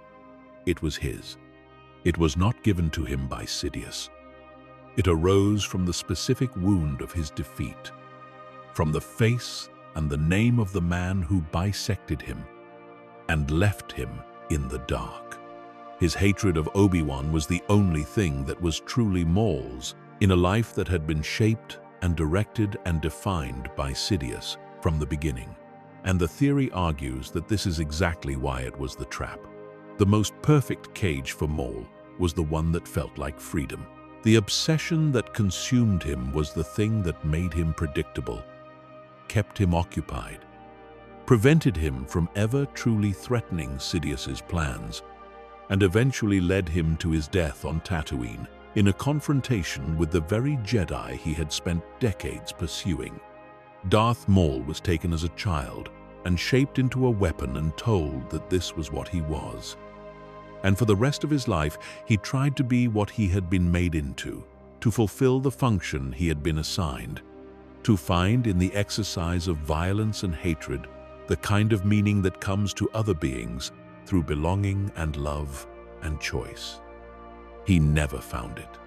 He found Obi-Wan instead, again and again, across years and different circumstances, and he never found what he was looking for in those encounters either. The theory's final understanding of Maul is not that he was a Sith Lord who failed.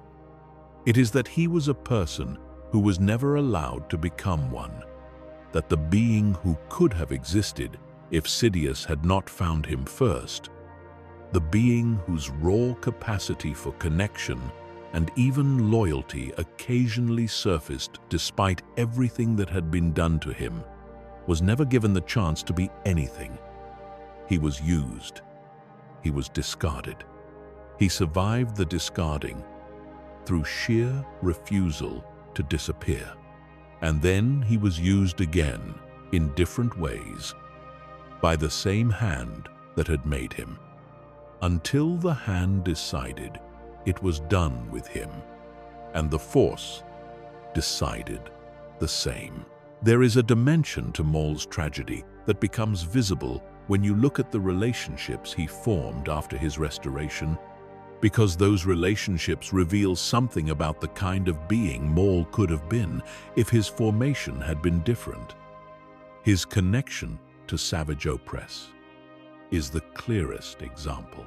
Savage was his brother, and Maul's relationship to him contains something that does not fit the Sith framework at all. A Sith is supposed to use others as instruments and discard them when they cease to be useful. Maul did not do this with Savage. He was genuinely invested in his brother's survival.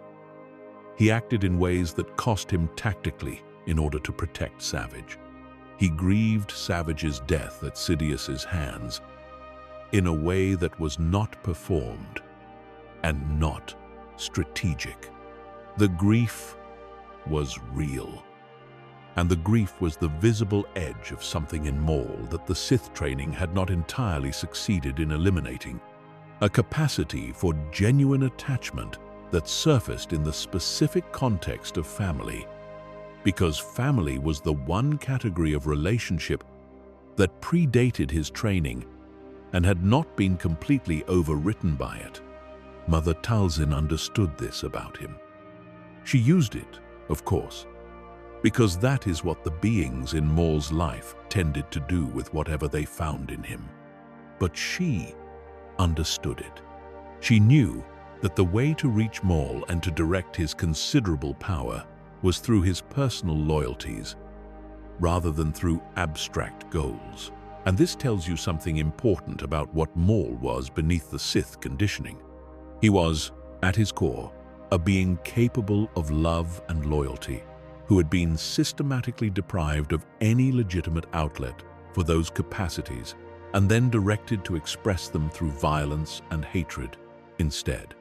The love he was capable of came out as obsession. The loyalty he was capable of came out as servitude. The connection he was capable of came out as the only connection available to him. The connection to his brother and to his mother, and to the burning, specific hatred of Obi-Wan Kenobi that was, in its twisted way, also a form of attachment. His final conversation with Obi-Wan on Tatooine is the theory's most emotionally complete piece of evidence for what Maul actually was. He is dying. Obi-Wan has dealt him the wound that will kill him in seconds. And in those seconds, Maul asks whether the person he came to find is the one who will bring balance to the Force, whether it is a Jedi, whether he will avenge them both. He and Obi-Wan, the enemy he has spent his entire post-Naboo existence hunting. In his last seconds, with his last words, Maul positions himself and Obi-Wan as people who share something, who have both been wronged by the same force in the galaxy, who are both, in some sense, on the same side, against the darkness that shaped him. He dies in Obi-Wan's arms, and Obi-Wan lets it happen with a gentleness that suggests he understands exactly what he is holding. Not an enemy, the remains of someone the Sith ruined. The theory's final word on Maul is this: he was not the weapon Sidious built him to be. He was not the Sith Lord the rule of two required him to be. He was a person who was taken too young and shaped too thoroughly and abandoned when the shaping was no longer useful, and left to survive on hate, because hate was the only thing given to him in sufficient quantity to sustain life. He survived Naboo because he refused to accept what the fall meant. He survived Sidious's abandonment because the rage was still burning. He survived every encounter that should have ended him because there was something in him that would not release its grip on existence, some small and inarticulate part of him that was still underneath everything, reaching for something. He never found it, but the reaching, the refusal to let go, the survival against every reasonable expectation, tells you that whatever Darth Maul was supposed to be, there was always something else in there. Something that Sidious never owned and never fully extinguished and never even fully understood was present. There is a reading of Darth Maul's entire arc that the theory makes possible and that the conventional villain reading forecloses. If you understand Maul as someone who was made into a weapon and then used and then discarded and then used again in a different way, his persistence starts to look like something other than simply the tenacity of a dangerous adversary.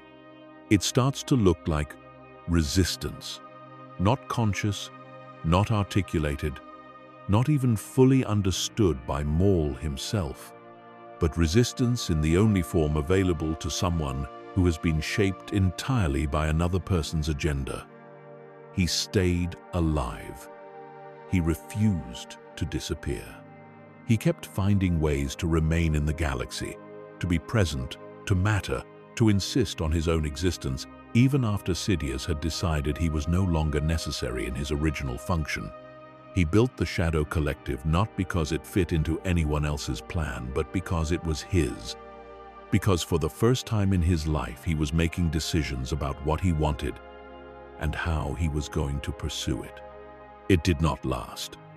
Sidious came and ended it the moment it became large enough to be noticed. But for a brief period, Maul was doing something that nothing in his formation had prepared him to do. He was choosing. And the theory holds that this is the most radical and the most quietly heroic thing Darth Maul ever did. Not the battles, not the survival, not even the final confrontation on Tatooine. The choosing, the brief and doomed period when someone who had been a weapon decided, for no strategic reason and with no institutional framework to validate it, to try to be something else. The 8 characters we have moved through tonight share something that goes beyond their roles in the saga or their alignments on the spectrum between light and dark. They share the quality of being more than they appear to be, of carrying truths beneath the surface of what the movies let us see easily, of rewarding the kind of attention that does not stop at the obvious interpretation and ask whether the obvious interpretation is enough. Darth Vader, moving through the original trilogy with the secret weight of a father who had not stopped being one. Anakin, carrying a destiny shaped by something larger and older and less personal than his individual suffering. Palpatine, arranging his own death the way he arranged everything else, as a phase rather than an ending. Mace Windu, confronting an opponent who had already decided exactly how the confrontation would look and had arranged every element of it accordingly. Qui-Gon, whose absence from the rest of the story is the story itself. Ahsoka, standing on the other side of a door that should not open and finding that it did, and living with what that means. Yoda, carrying his deepest suspicion alone for too long and paying a price that the entire galaxy shared. Darth Maul, trapped not by his enemies but by the one obsession that felt like his own and was, in fact, the most elegant prison Sidious ever built. What unites these theories is not that they make the saga darker or more cynical or harder to love. They make it richer. They make it more honest about the complexity of the beings inside it and the complexity of the force that moves through them. Star Wars has always been a story about more than the surface of the story. It has always been a place where the thing worth looking for is not in the most obvious direction, but in the space around it, in the pauses and the silences and the moments where a character's face does something the dialogue does not acknowledge. These theories live in those spaces. They live in the 15 seconds it took Darth Maul to run a lightsaber through Qui-Gon Jinn, in the gap between the moment Palpatine appeared helpless and the moment he was not, in the expression on Anakin's face as he watched himself do something he knew was wrong, in the silence of 900 years of wisdom that chose to wait when it should have spoken. The Force binds everything together. And so, in the end, do the questions we never stop asking about it. May the Force be with you.